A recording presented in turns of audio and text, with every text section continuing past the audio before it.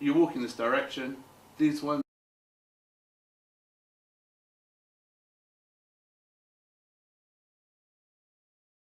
this pixel or this sensor is always over there, and when I turn, that pixel sensor moves automatically. And then when you cross a line, well, you can imagine what's happening. So I come in here, as we start crossing, you'll see the line appear. Oh, it's stopped. But as you cross a line, you'll see the data comes through automatically.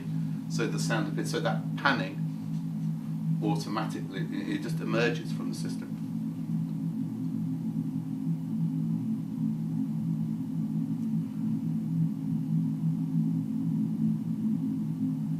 And that is exactly the kind of way I think I like systems that emerge. Sound comes out of some kind of emergent system. But the process, the system, has to have some kind of validity in terms of interaction or experience for me to be interested. What happens with this when you let a whole load of users on it? I showed it in the park in Cambridge, part of a festival there, and people would walk around, but then people would start walking in a circle, say, and claiming a piece of space. So as you layer over it, these whiter lines, the spaces where people have walked over more, become more and more intense, but then start sounding really horrible. So if you walk round and round and round in a circle, you make a wall in space, which someone comes along, and you'd see them, they walk along, and they would hit this wall, and it was so painful they had to take their headphones off.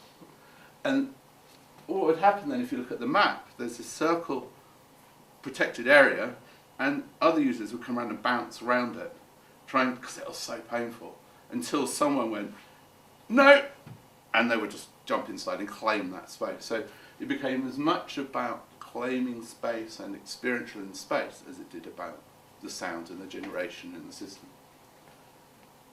Which again has parallels with colpersys. Now, you're all talking to each other. You're immediately going, oh, what speaker am I in? Or where are you? What noises are you making? What I discovered from doing the Aura systems were that the most interesting bit about the work for me was when you return that backpack. Because there's someone else waiting to take the backpack out. You, for Aura 2, you'd load up, you'd bring your backpack back, it'd get hung up, the backpack would detect that it was now at home, and it would upload its walk to the main server, which would then appear on screen, and you go, oh, that's my walk, oh, that's nice. And then people start talking to each other. Where did you walk? What was interesting? What was good? What did you see? People immediately start talking about, don't go over there, there's a group of goths getting drunk and snogging each other, for example, or whatever. And that kind of story is really interesting, and that affects their experience when the next person comes out. So I started wondering, am I more interested in those dialogues than I am actually in the sound and the system? But then if the sound and the system doesn't work, you don't get the dialogue. So you're smirking. It's it's kind of sympathetically, I hope. We can talk about it at the in about 5 minutes or something. So that's the background to what I do. Colpersys, I probably won't have time to talk about our project, I think, but colpersys, I'll talk about that a bit more quickly, and I will grab some imagery. Design docs. Is that the full one? Right. Colpersys 4 stands for Collaborative Performance System for Voices. Grew out of a commission for a festival in Barrow called Full of Noises last year, and they wanted, I've been working with them to talk about located sound and the idea that people would be able to plant sound in their garden, in their park, which is where they're based. And we wanted to they wanted a piece of work that would engage, sound work, that engage people outdoors, but also reference the evening events. And I was saying, oh, I'm really interested in making these instruments that people play when they turn up and all this. And the work then evolved into saying, okay, let's have 4 speakers that you could control from your phone. And then it's like, well, what are they doing? Why are they there? And I started evolving this system of, this notation system based on linguistics. If you go far enough back, I've taught English. I studied linguistics for a while, and I'm very interested in language and language roots and things. And all the imagery in colpersys comes from one of 2 main languages, South Saharan language and a language called Ugaritic, both of which died out like 1500 BC, and they're one of the precursors to some European Mediterranean languages, in particular Ge'ez, which then became I was called language in Eritrea and stuff. Where the idea of you've got a symbol, in terms of written language, you've got a symbol which represents a consonant or a sound, and then there's some kind of mark or a change to that symbol to represent a vowel change, a vowel modifier. So I developed a language of symbols and background colour which represents the shift. So in the note player, all of the symbols represent a sound, and then the colours represent a change to that sound through either filtering or some kind of simple manipulation. And you see there's the full set there of colours and sounds. There's 6 colours, 6 symbols, a palette of 36. And this is partly why people get so pulled into it. It's tagging on to your innate linguistic desires to try and understand, and repetition of pattern visually. So people play it for long enough that you start being able to recognise symbols and sounds and looking at what happens. I found that people would play for at least 20, 30 minutes, and our longest was at the festival was there for about an hour and 15. Because people come in and drop out. They'd sit there, play, and that was fine, and then someone else would come in and they'd start playing with them, and he was just there. I don't know, maybe he didn't have a life to do anywhere else. So I became very interested in, well, I've got these symbols, what are people doing? And evolved the 2 interfaces, one which is based on, this one is actually a child's maths game originally, where you, instead of symbols, they're numbers that join together, and you're meant to draw a circle around the numbers that join together add together to make 4 or 5 or 6 or 10. So I've almost directly purloined that, but then subverted it. This goes through the whole design document. These are the full set. So what I did was sent this document to the people who are performing in the evening of in the festival, a couple of key people who were interesting, and said, let's work together to make sounds. And the original aim is to actually work closely with musicians to then interpret the scores.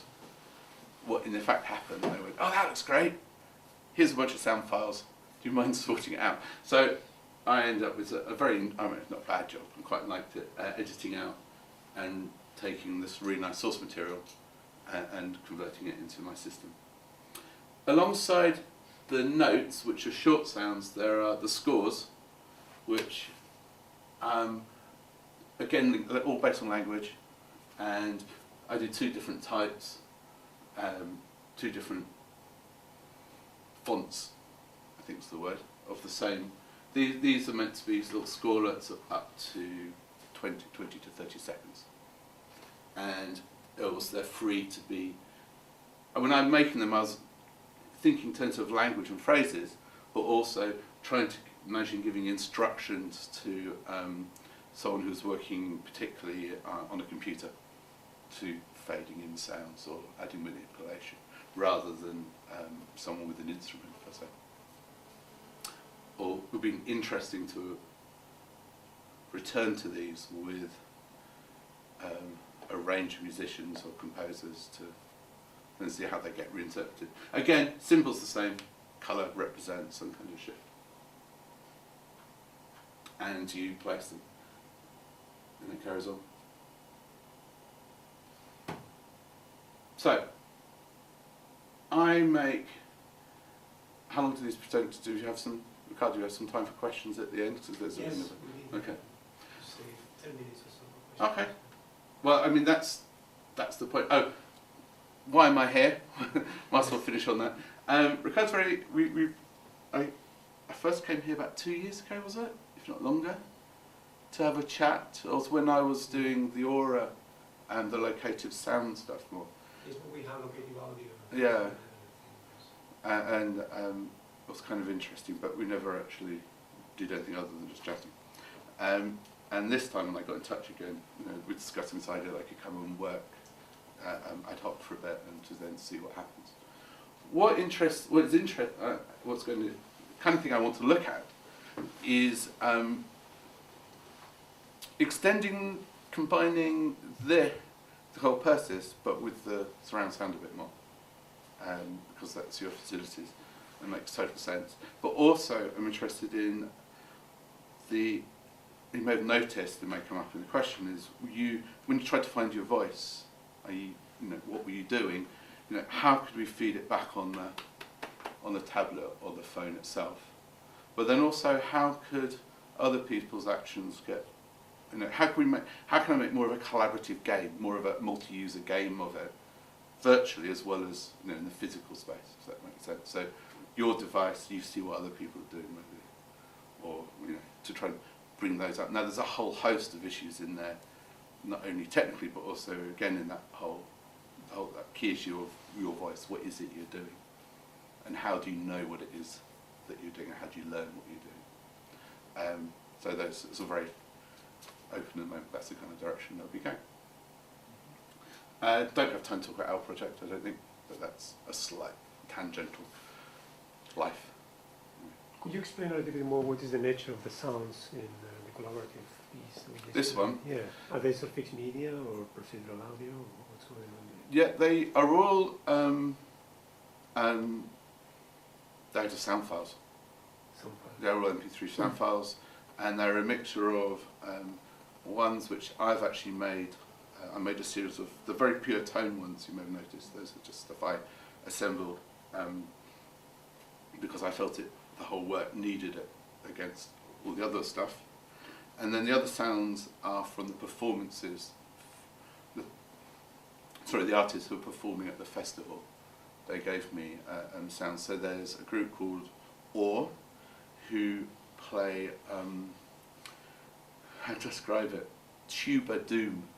So they're really, really, really good actually. If you ever get a chance to see them, couple of them, and they play, they have tubas, two of them play tuba, and they played a track, Earth, 60s doom track, and it was really, really good.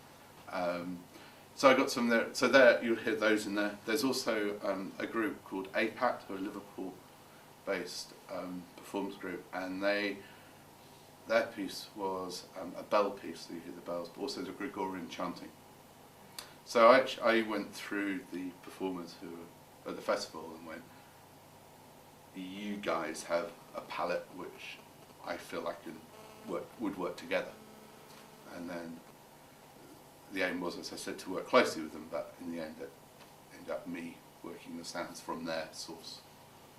So, but it's actually quite easy to, if we went back to the file, I don't know if you noticed, but each of those letters has got a name, or each of the symbols has got a name. So with the letter and the sound, like GWEH, GWAH, each of those, so the system's looking for a sound file of that name.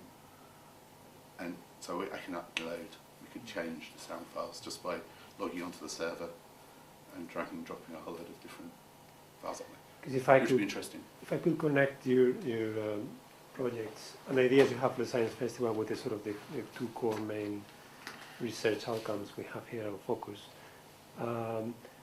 We focus on sound in space. So space as a compositional parameter. Therefore, the Mantis system or sort of surround sound systems here with 31 speakers.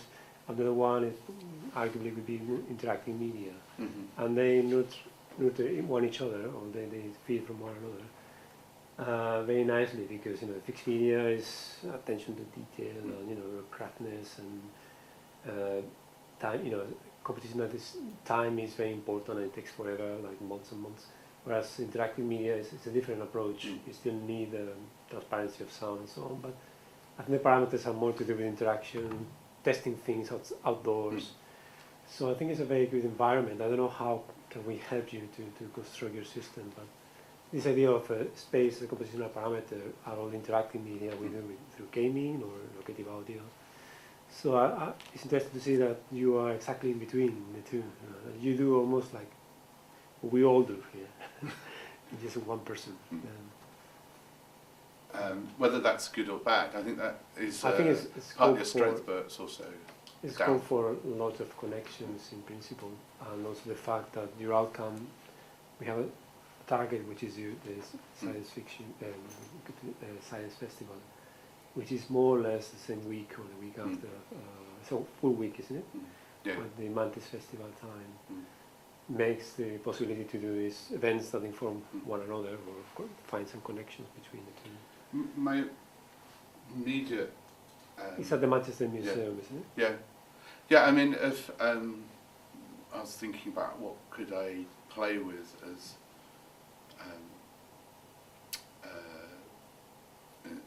my theme for coming to work. Well, Do you have a it's specific about 5. idea? Well, there's in the terms of project? sounds and visuals, Right. and I find it's easier to because there's so many parameters. If I'm thinking of like, let's make a new piece of work. Is it the sound that leads it? Is it the graphics, or is it the real-time media? Is it the interaction, or what is? There's just so much to be dealing with, and it needs some kind of theme, some kind of thing to tie it down. Right. And in the OWL project, we've become very interested in water pollution. This might seem a little of a side, but I'll come back. Water pollution through various projects, and also using spectrography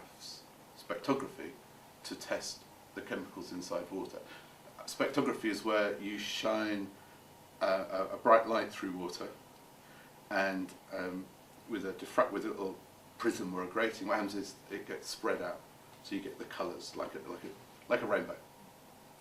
But if you then dissolve something in the water, some of those colours disappear because the chemicals absorb it. So each element has its own kind of spectral signature. And I've started sonifying them. So we've got this system where we hook up the camera and it comes into some software which then plays it as a sound. And the starting testing point for this was playing the elements. I got some spectrograph signatures of different elements, hydrogen, helium, and playing them. And they all sound really different. Some of them sound really cool. So I was thinking that there is a system there where you combine elements, and then the sound that you hear is a combination of the spectrograph thing. So some of it could be that will lead me to start tying down. I've got content, I've got sound, I've got the starting of like a theme, a concept, which happens to fit with science. And that would free me to concentrate on the spatial and interactional side of things.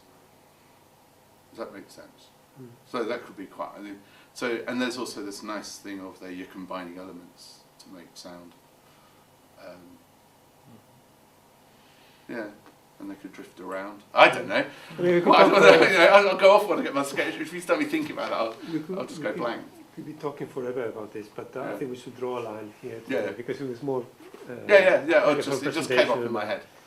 So it's time for questions now. Do Yes, you have any? sorry.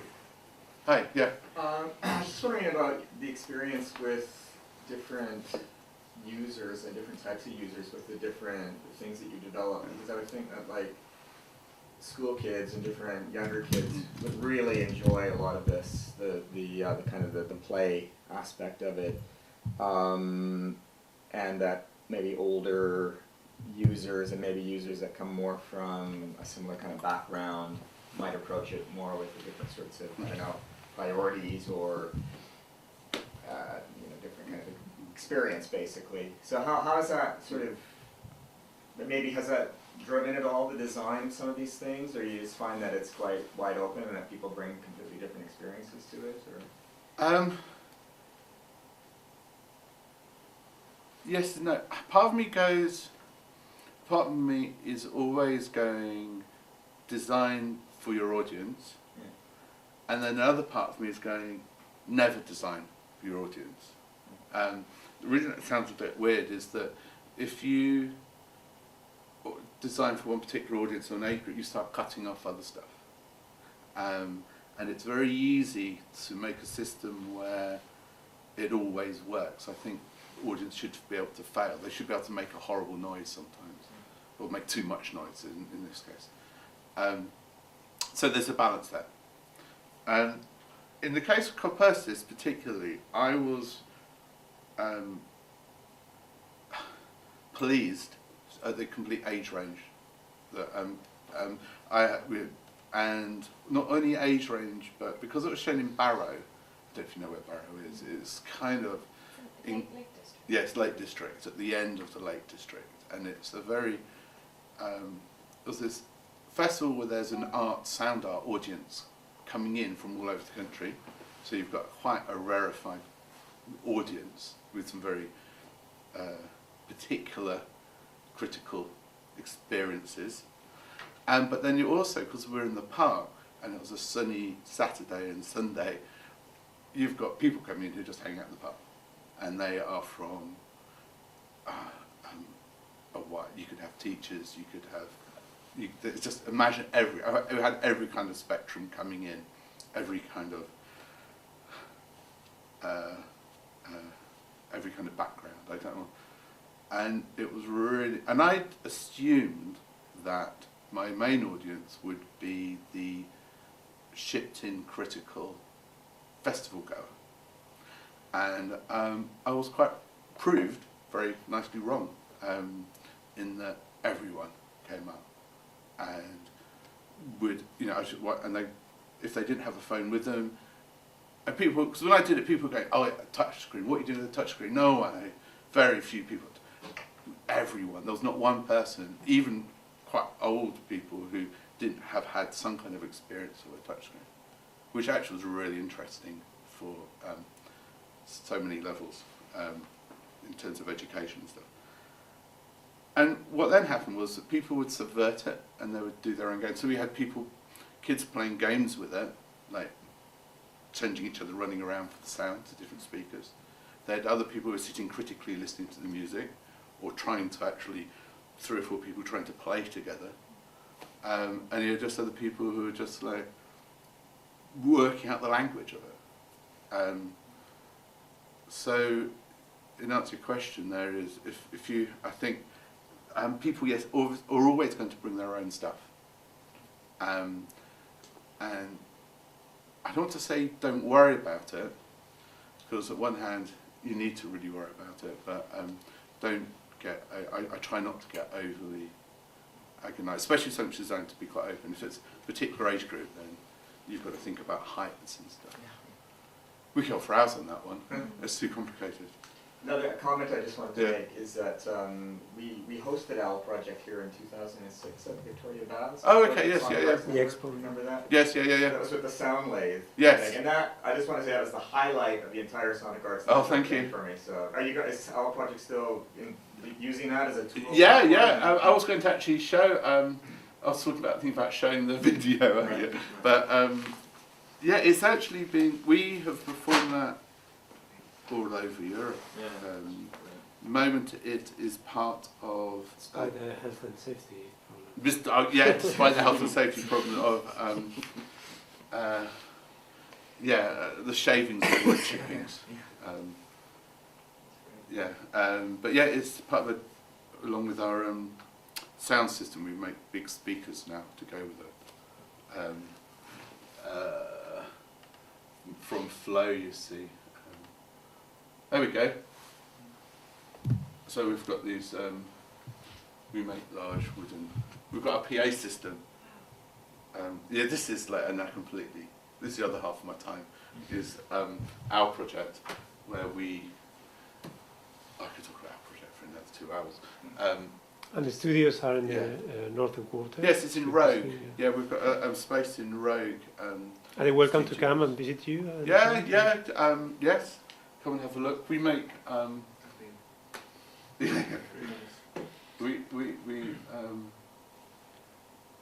This is what we do.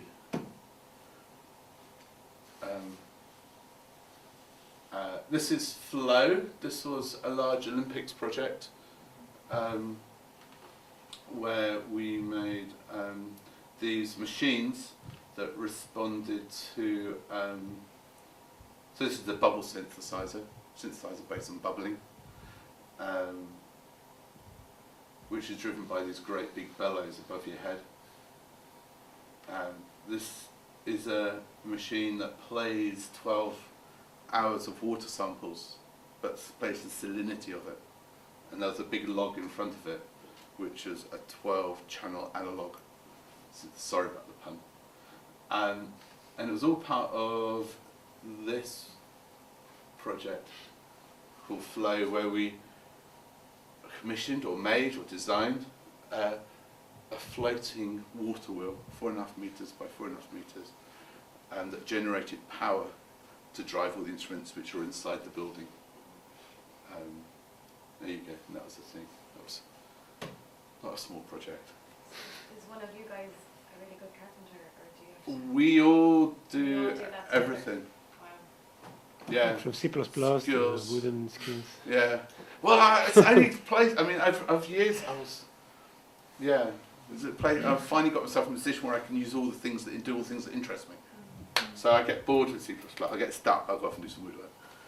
And then whilst doing that. Very healthy like that, because when you're staring on a screen for 24 hours, it's not good at all. Yeah, you're upset. I've got to solve this problem. And actually, sitting there trying to solve a problem, you need to go do something with your hands. Yeah, just So you change the music, go and do something woodwork, and then you come back to it and go, oh yeah, I'd be stupid, aren't I? It's a comma. Yeah. Oh, anyway, yeah, so the speakers here, this whole thing ran off like 12 volts, and we didn't, we said we're not going to have a PA system on there, and each instrument needed to have its own set of speakers and stuff. But you consider doing a virtualization of your instruments, virtual versions of that, or maybe an hybrid approach where you have machine in the virtual environment and having Yes, the real one, you could them? have mix the two together. Oh, really? Yeah, that'd be good. Yeah, you could have this machine. We could do in I don't know anything. Let's do it in Minecraft and have it coming out, and then have half of it on screen and half of it in the real world, and it comes through, goes on. Yeah. Nice. Okay, probably. Oh, sorry. Just the last question. Yes. Are they did you have to dismantle everything after, or is it all, was it fixed? Is it fixed? Is it still there? No, we only had the money to keep it open for 6 months. Yeah. 45,000 people.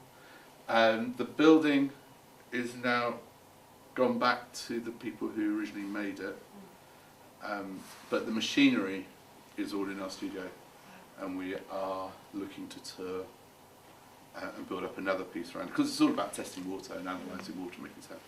So we're looking to tour that. Yeah, it will happen eventually, but we keep on getting other work on. We have to draw a line here. There's a Okay. concert at 1:10, Trio Aten. You're welcome to attend. And then they have a 4:45, 4:15 symposium, the Composers Forum. And we are going to go for a quick lunch to Umami, hopefully. So if anyone wants to come, you're more than welcome. and then we will return here. I have to go to a meeting at 2, but Okay. you know, hopefully someone will help you to with the packing. Yeah, yeah. Cool. And the guys outside. I'll let you so- take 2 minutes. Okay. As you So sort. thank you very much. Great. Thank you. Keith. Thank Hopefully you we'll for have being a- testers.